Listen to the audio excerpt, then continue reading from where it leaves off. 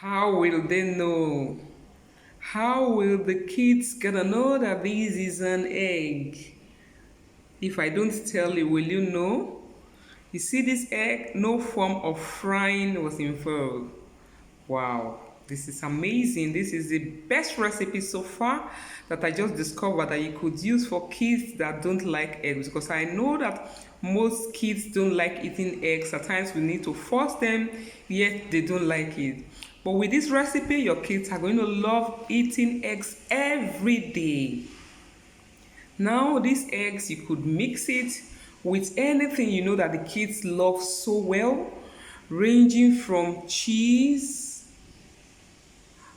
to jam, tomato. You could even add their medication, their paracetamol, and anyone for those who don't like taking medication. You could add chocolates, anything at all you know that the kids love so well, you could add it to this.